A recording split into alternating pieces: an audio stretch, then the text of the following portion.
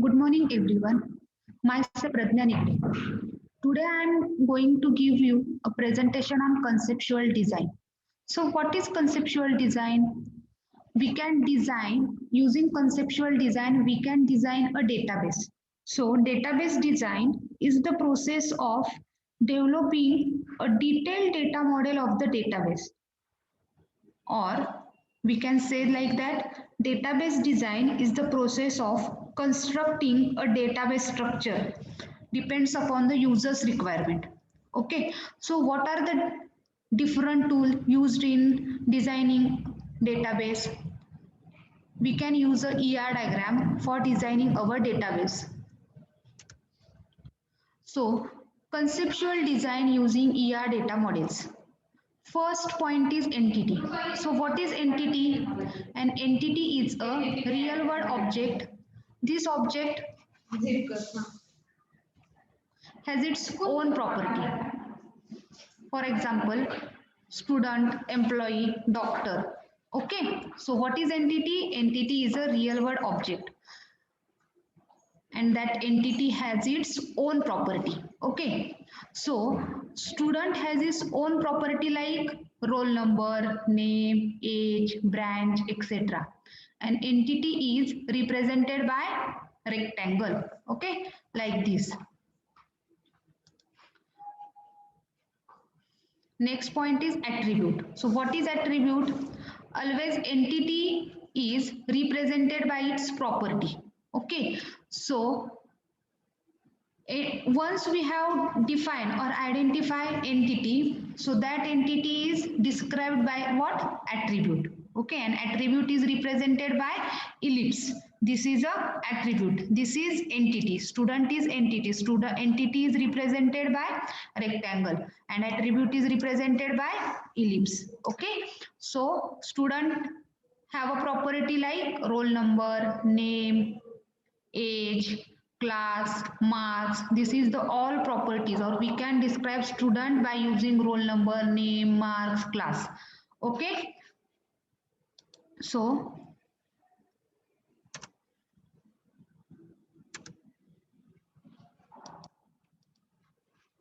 next is type of attribute. First type is simple or atomic attribute. Simple attribute are those attribute that are not divided into a subpart. Suppose for example roll number. Roll number, we cannot divide a roll number into a subpart. So roll number is a simple or atomic value. Means roll number have only one value or we cannot divide that roll number value. Another type is composite attribute. Composite attribute are those attribute that are divided into small subpart. So for example, name is divided into a subpart like first name, middle name and last name. Okay, so first is simple attribute and second is composite attribute. Next is single valued attribute.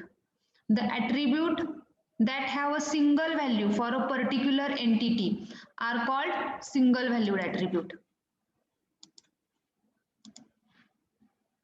Suppose roll number, age has only one value. Okay, and multi-value attribute means the attribute which have more than one value is called multi-valued attribute. Suppose for example student or any people may have a more than one phone number. Okay, suppose people may have a more than one email addresses, people may have a more than one college degrees.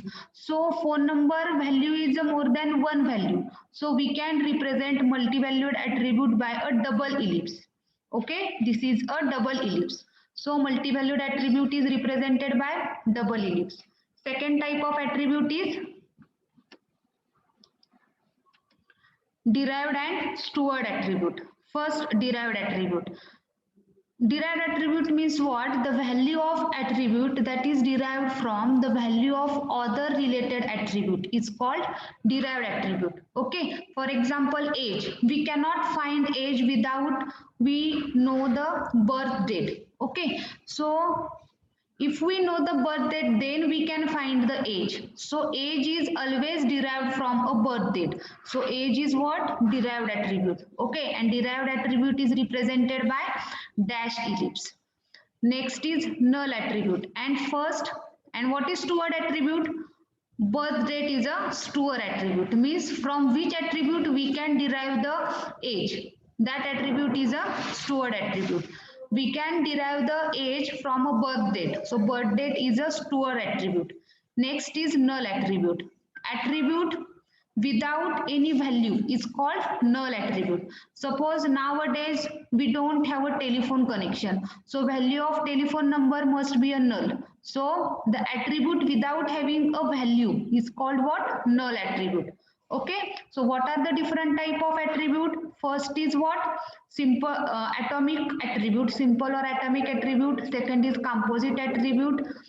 Third is single valued attribute. Fourth is multi-valued attribute. Fifth is derived and steward attribute, and sixth is what? Null attribute. These are the 6 type of attribute. Okay, now next type of attribute. So attribute type of entity. Primary keys. First we have to know what is primary key. Okay, attribute which uniquely defines the occurrences of an entity are called what? Primary key. And value of primary key is always unique. Okay, we cannot insert a duplicate or redundant value for a primary key. Value of primary key must be a unique value. Suppose for example student, and primary key of student is what? Roll number. Means every student may have a one roll number. Okay, suppose roll number 1, we cannot assign the one roll number to a 2 students. Okay, for each student there must be a roll number is unique. Okay, so roll number is a primary key. Primary key means what? Unique value. Okay, or we cannot accept a null value for a primary key. We should know what is first primary key. Okay, so what are the type of entity? Weak entity set. Type of entity is weak entity and strong entity. Suppose, so what is weak entity set? An entity set that does not have any key attribute is called weak entity set. Key attribute means what? Primary key. Suppose this is an example of student. Okay, this is my example of student. Okay, now student have a primary key. This is a entity. Student is a entity. Roll number is a attribute. Name is also attribute. Student have a roll number, and roll number is what? Primary key. Okay, so roll number with the student is with the primary key. So student is a what? Strong entity. And the entity without the primary key is called a weak entity, and weak entity always represented by double rectangle. Okay, so marks is my weak entity. So marks don't have a primary key. Suppose we can use here marks attribute. Marks. Okay, mark or subject code. We can use here subject code and marks. For which subject code student will get how many marks? This is a, suppose marks don't have a primary key, so marks is a weak entity set. Okay, so next, strong entity, we already discussed what? The entity with a primary key is called a strong entity set. Okay, so what is differentiation between strong entity set and weak entity set? Entity, first difference is entity set that have a primary key is called a strong entity, and the entity set that does not have a primary key is called a weak entity set. Okay, the second difference is member of strong entity is called dominant entity, and member of weak entity set is called subordinate entity. And third, strong entity is represented by rectangle and weak entity is represented by double rectangle. So these are the 3 point differentiation point. Okay, next point is relations and type of relations. So what is first relation? Association between entity is called relationship. Association between entity is called relationship, and we always represent relationship by a diamond. Okay, so This is a diamond. Okay, this is relationship. So what is association between two entity? This is a two entity. This is one entity, department is a one entity and manager is another entity. So association between these two entity is called what? Relationship, and relationship is represented by diamond. Okay, so four type of relationship depending upon cardinality. Okay, first type is one to one, one to many. Second type is one to many. Third is many to one. Fourth is many to many. Okay, so first is one to one relationship. Okay, so an entity in A is associated with at most one entity in B. An entity in B is associated with at most one entity in A. It's called one-to-one relationship. Means what? Entity in A means what? Suppose department. One department has one manager. Always one department has one manager. Means what? Entity in department is related with at most one entity in manager, and one entity in manager is associated with at most one entity in department. This is called a one-to-one relationship. Okay, second is